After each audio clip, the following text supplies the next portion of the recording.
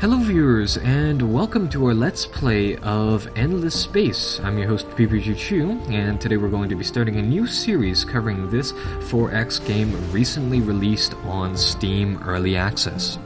So, anyhow, Endless Legend here is a 4X title, as I've said it before. It's actually made by the same people who made the title Endless Space. I suppose they thought it was fitting to make a, one sci-fi 4X game, and now they're making a fantasy-themed one, which is really rather interesting, and I just absolutely love the way these guys do their graphics and their HUDs.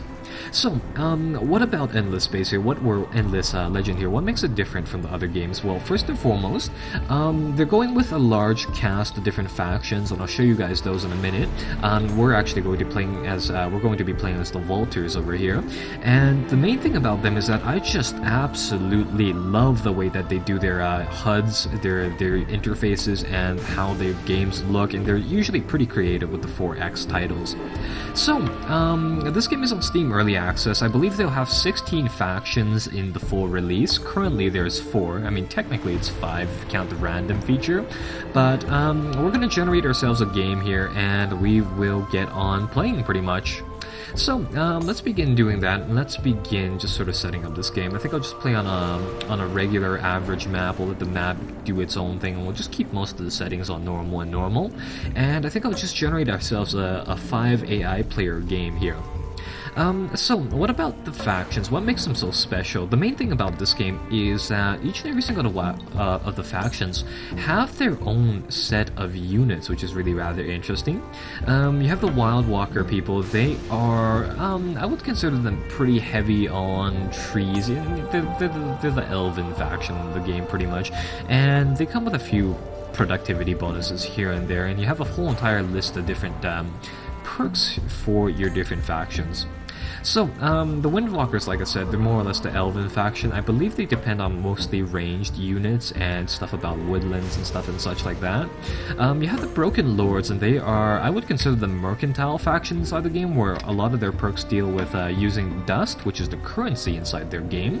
And they actually don't use food, which is something kind of odd for a 4X game, because usually food comes in play as the whole central resource for growing our cities.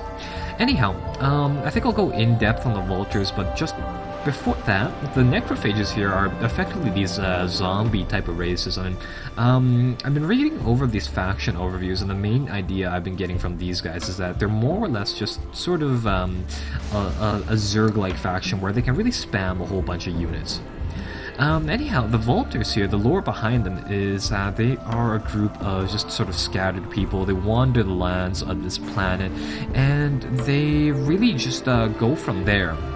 Now, the neat thing is that how these perks are set up is that you have one primary one. For example, we have a Holy Resource, which will give us a few bonuses listed here. Namely, it'll also allow us to teleport the fort around places, so that's rather interesting. We'll be the scientific faction for the game, I suppose, and it'll already unlock a whole bunch of different technologies for us at the beginning of the game, and our units are listed down here. We have like these heavy like armor-clad, shield-clad Marine guys, some officers, and some stuff like that. So it's a very interesting mix of different things. So with that sort of said, I mean, I really want to check out this game, and I really want to share this Let's Play with you guys. So let's begin and really just delve deep into this game and see how this goes. Now, I've done a few little test games here and there, but I haven't played a full round of this already. And as you might imagine, I mean, it's release day today, so I'd be hard pressed to finish a game in one day. So, if you guys have any comments or things that you want to see in particular, feel free to put it inside the comments below. And while you're there, you might as well hit that subscribe button, which would help me quite a bit. So, anyhow, it looks like the world has generated for us, and it looks like we started near a place called Thanalid, and as this map sort of populates, it'll also give us names of these different places. So, like most Civilization or 4X games, I usually just associate 4X with Civilization. We started out here with a ragtag band of a few troops, namely 3 Marine guys, and a settler unit, and we're really just sort of sent over here to found our faction and really start our claim to power. Let's take a look at what areas we can already see right now.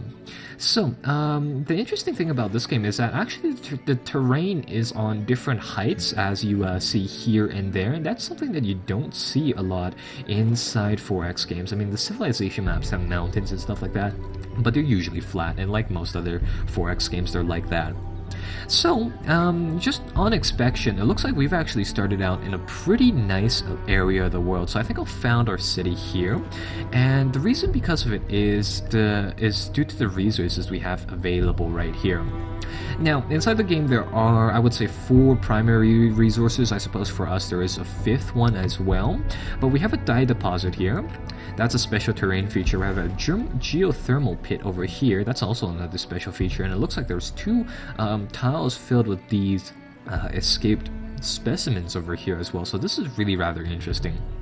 So, the general course of this game is pretty much centered around us finding a town, and really this just sort of start off our empire's rise. So I think we'll try to, we'll do that just immediately. And what I think I'll do is that I'll put my town on this tile. As you can see here, one of the really neato features that they have is that when you try to pluck down the town, it'll tell you the arrangement of the nearby resources. So I'm going to get my troops, and they're going to move all the way over here. They're going to pluck the town, and it looks like perfect. There are 2 other special resources on the map here and here. And there's also a little Augurian ruins setting where we can explore for some special stuff. So let's actually do that right now. And like I said, these guys who make this series of 4X games, Endless Space and Endless Legend, they are just absolutely wonderful with the immersion and the themes behind this. So, anyhow, we're going to explore this ruins. It looks like the game has a quest system inside. It's going to issue us quests from time to time, but I searched that rune, and unfortunately it looks like the quest menu has overridden that, but oh well. We'll take a look at that quest later on, but let's take a look at the village right now just to sort of check things out and to really see how things go. Excuse me folks, here I'm going to turn down the music a little bit because it is a little loud in my opinion. So anyhow, we found the village Thanalid, and that gives us control of this entire region. Unlike other civil or 4X titles, I just usually call them civilization titles. When you found a town, it'll effectively cap the entire region, rather whatever named region that you're in, which is kind of interesting. Though that doesn't mean that we can work all of the tiles inside this game. We can actually only work the tiles around our town, which is another little element here and there. So, currently we have 1 population inside our town. That 1 man is probably, just working the terrain here, getting some resources for ourselves. And it looks like on the campaign map, there's another faction very close to us, so that'll be very interesting to watch and play out. Anyhow, the 4 town resources inside this game is food, you got production, you got science, you got dust, and then you have influence. So those are all things that we have to keep track of. Now, your towns will automatically generate some influence for us, but luckily for us, we've picked. The game has picked out a very, very nice spawn for us here. So we have a little bit of production, we have an absolute ton of science, and we have an absolute ton of cash from the adjacent tiles. And this is, of course, from those special terrain features like those geothermal pits and these wild beasts, which are giving us quite a lot of science as well. So it's very, very good. That is actually really rather fitting for our faction as well, seeing as how our faction is primarily dedicated to the sciences, so that is very nice. Anyhow, going from here, it's just pretty much a matter of expanding our empire, really building things up, and conquering our 6 or 5 enemy rivals, of course. So, let's begin going from there. Anyhow, inside the meantime, what we'll need to do is that we'll need to scout out a little bit. We can complete these quests if we wish, of course, and they'll give us special benefits as time goes on. It looks like this one gives us a research tech called a augmented extractor, which will just give us a +1 to extracting different types of resources. So that is very, very good. So, and the objective here is to find luxury items as well. Going from here, let's pick out our science tier stuff, and I think afterwards we'll just sort of get some scouting along the way, and we'll try to scout out the terrain and really check out those things. So another thing that the developers for this game do really well is the tech tree for them. And as you can see, there are 6 different eras of technologies. Again, sort of inside the civilization fashion, where you sort of move from different time periods. And starting off from here, we're inside the first area, of course, seeing as how it's the beginning of the game. And the techs are divided up into a whole bunch of different ones. You have your economy and population ones, your military, your science, your industry, and your empire expansion ones. Now, the unique thing about the tech tree here is that it's not necessarily in any particular order. We can research just effectively whatever the techs we want from here, and due to our faction picking, we gain open pit mine immediately, and we also gain public library immediately. And like such, I mean, the game plays into the roles of our faction being slightly industrious, so that's why we have the open pit mines and very heavily focused on research, so we have the public library. Going from here, let's take a look at what choices we have to make for the resources over here. I think I'm actually going to get this one right now, Search Party, which will improve our searchability on those runes. And these runes on the campaign map, like the ones that we had explored right here, usually contain a good amount of benefits for us, so that'll be very interesting. And because we are a research faction, we should be able to complete that in a few turns. Yeah, so we output 18 research per turn, and that'll take 24 turns or 24 points to do, so we'll do that in 2 turns. That should be enough time for us to find another research or another rune and research that thing. Going from there, we have a whole bunch of them, but my primary focus is to get economy stuff right away inside the game. So I think I'll do that, and I think I'll just queue up Empire Mint here, which will allow us to generate some more cash flow in the form of dust, which is the form of cash inside this game. So, going from here, I'm going to get my unit, actually my unit is the first Stone Legion here, made out of 3 Marines, and these guys, just judging by the little picture, they're really heavily clashed, or fitted with armor, so they look really nice. I think I'll just end the turn because they're out of movement points. And yeah, the quests are going to roll in here, and the game likes to assign some of these wonderfully done quests, really nicely done HUD, and just in general, I'm so far really liking this game. So, one of the things about the game is that there are minor factions present on the map, and they'll effectively be independent little towns, kind of like the city-states inside, say, Civilization, or maybe the towns inside Age of Wonders 3. The thing about them is that I believe the game developer will actually add these factions into as full factions later on, being that the game is in early development or early access. So it looks like we've been assigned a quest to assimilate these guys. I'm not going to try pronouncing these names just sort of because, but if we do if we do get them, we'll gain an item which then we can just sort of equip onto a specialty unit, so that'll be nice. Anyhow, we're going to have to do some scouting and some looking about, so I think we'll do that right away, and I'll get the first Stone Legion here to move about, and they'll just sort of sight things as we go, and as we do that, we can take a look at some of the interesting formations of terrain inside this game. So the first Stone Legion here has like 155 hit points, they have 3 vision, and it looks like we found a few different objects here. So we found some of these earth towers. They are strips of rock forming a pyramidal structure. It looks like these areas output content for our towns. They generate a fair amount of production and also a fair amount of science. But another thing that we had to worry about these towns is their contentness. Over here inside our town, we have 60% approval, and it looks like these things really help out from for happiness inside towns for whatever reason. But that's kind of neat.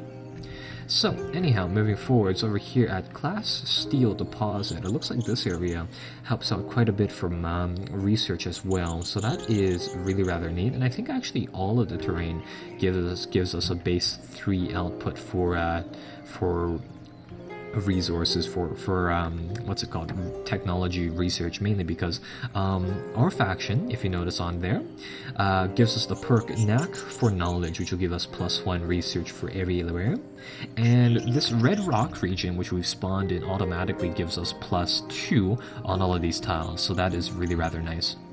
It looks like there's a giant boulder here, but it looks like this doesn't actually do anything, so that's interesting.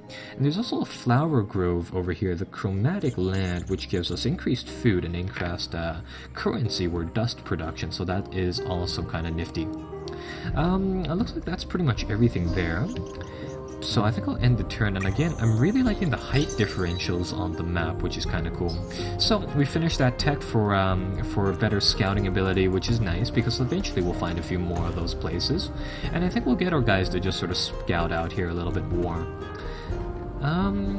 Let's see what we find now. So it looks like we're at the border region between three different, the borderlands between three different regions. Looks like there's a whole bunch of insurmountable ridges over here, and if I'm not mistaken, you should be actually able to go over these ridges eventually, but these things are, yeah, they're impassable for now. Looks like we've discovered a forest region over here that also produces quite a bit of science for our faction, just, you know, because. And furthermore, we've discovered a dragon tree over here. It generates contentment, quite a lot of... This is a pretty good production site just for everything in general. So that is rather interesting.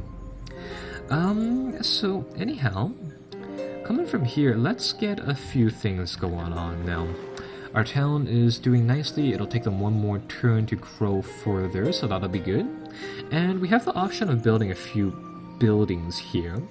I think what I'll do is that I think I'll build a Founders Memorial right away, because that'll give us a nice bonus for everything. So we'll do that, and that'll effectively make it our capital. Looks like we only have access to 4 different buildings right now. Of course, we're 3 different buildings. We have the Founders Memorial, which we can only build 1 of, but it'll give us a nice steady bonus on practically everything. We have the dye extractor, and this will allow us to extract more resources out of the land, but I believe you can only put it on certain luxury resources, which will appear inside the game shortly, and I'll show you guys some of those. Like, yeah, they can only be put on things that have this little icon going on for it. Yeah, there we go. We also have the public library, which is one of the perks from our faction we get right off the bat, and that'll increase our research, but already, I mean, our research is pretty fast, so I think I'll save that. In addition to that, we also can produce 2 types of troops right now, and that is the Marines and the Settlers. The Settlers obviously settle places. They actually also have the ability to defend themselves, so that's good.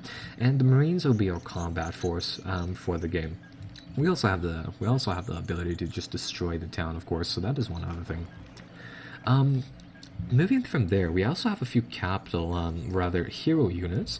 Currently, I forgot to mention this earlier, but we have 1 hero unit assigned to over here. We have Petrov Judith III, and this is a ranged hero unit. So these are the guys that we can mount items on, and it looks like she already starts off with a few items too. Oh, we also have an armory area over here.